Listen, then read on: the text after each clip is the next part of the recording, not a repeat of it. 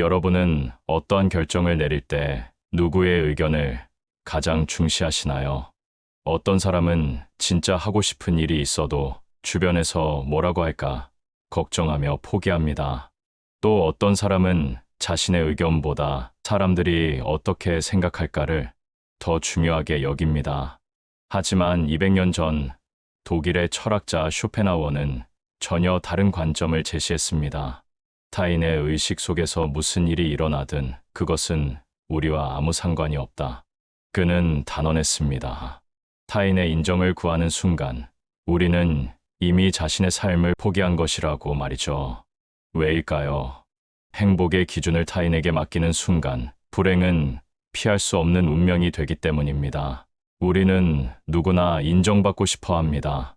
어릴 때는 부모님의 칭찬을, 학창 시절엔 선생님과 친구들의 인정을, 직장에선 상사의 평가를, 그리고 세상에선 사회적 성공을 갈망하죠.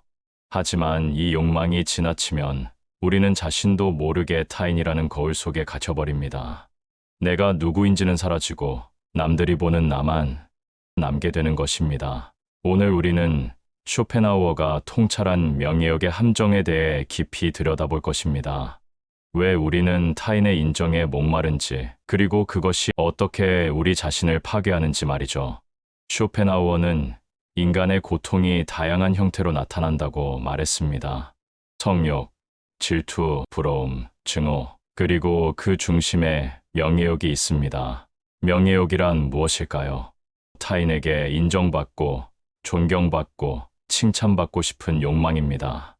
직장에서 상사의 칭찬 한마디에 일희일비하는 당신, 친구의 성공 소식에 마음이 불편한 당신, 가족 모임에서 비교당할까 전전긍긍하는 당신, 이 모든 것이 명예욕에서 비롯됩니다.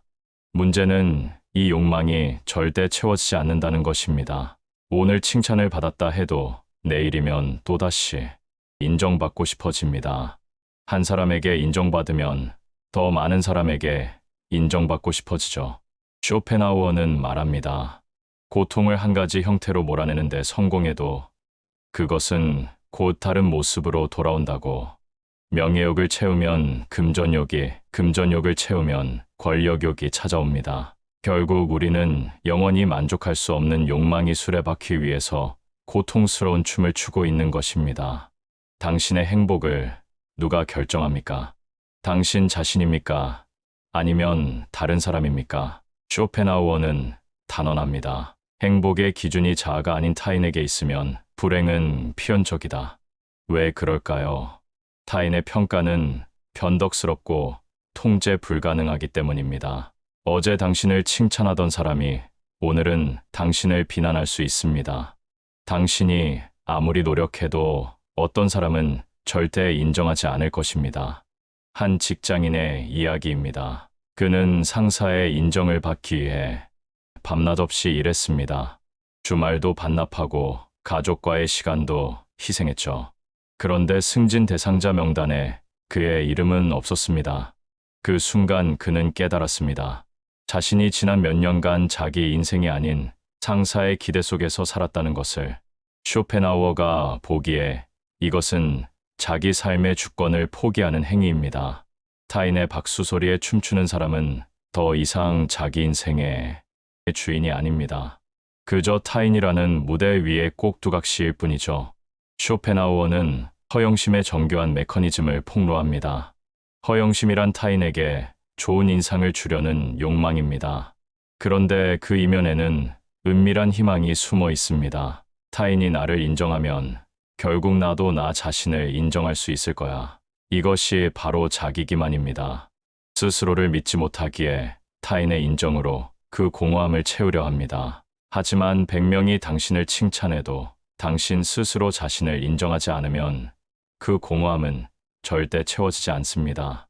SNS 중독이 그 완벽한 예입니다. 수백 개의 좋아요를 받아도 마음 한구석은 여전히 공허합니다. 왜일까요? 진짜 문제는 타인의 인정이 부족한 게 아니라 자기 자신에 대한 확신이 없기 때문입니다. 쇼펜하우어는 냉정하게 말합니다. 침묵은 현명함의 문제고 말은 허영심의 문제다. 자신을 과시하고 싶은 욕망이 클수록 그 사람의 내면은 더 공허합니다. 진짜 강한 사람은 타인의 인정 없이도 묵묵히 자기 길을 갑니다. 그렇다면 우리는 어떻게 살아야 하는가? 쇼펜하우어는 명확한 해답을 제시합니다. 첫째, 타인의 견해를 아무렇지 않게 여기는 법을 배워라. 그는 말합니다. 대부분 사람의 생각이 얼마나 피상적이고 얕은지, 견해가 얼마나 왜곡되고 잘못되었는지 제대로 알면 타인의 견해를 아무렇지 않게 여길 수 있을 것이다. 냉소적으로 들릴 수 있지만 이것은 현실적 지혜입니다. 당신을 평가하는 그 사람도 불완전하고 편견으로 가득하며 자신의 삶도 제대로 관리하지 못하는 사람일 가능성이 큽니다. 한 작가는 첫 책이 혹평을 받았습니다. 처음엔 좌절했지만 곧 깨달았죠. 그 비평가도 자신만의 편견과 취향을 가진 한 사람일 뿐이라는 것을. 그는 비평을 무시하고 계속 썼고 결국 베스트셀러 작가가 되었습니다. 둘째, 침묵 속에서 진짜 품격을 쌓아라. 쇼펜하우어는 단언합니다. 교양은 침묵 속에 드러난다. 많이 아는 것과 많이 말하는 것은 다릅니다. 진짜 지혜로운 사람은 자신의 지식을 과시하지 않습니다. 말을 아끼고 필요한 순간에만 조용히 행동으로 보여줍니다. 직장에서 끊임없이 자기 업적을 떠벌리는 사람과 묵묵히 성과를 내는 사람, 누가 더 존경받을까요? 답은 명백합니다. 셋째, 주관적 자산에 투자하라. 쇼펜하우어는 인생의 행복을 세 가지로 나눕니다. 내가 가진 것, 타인의 평가, 내가 어떤 사람인가. 그는 세 번째가 가장 중요하다고 강조합니다. 고상한 성격과 뛰어난 두뇌, 낙천적 기질과 명랑한 마음, 튼튼하고 건강한 신체가 우리 행복에서 으뜸가는 가장 중요한 것이다. 외적 자산이나 명예를 좇기보다 자기 자신을 키우고 유지하는 데 힘써야 합니다.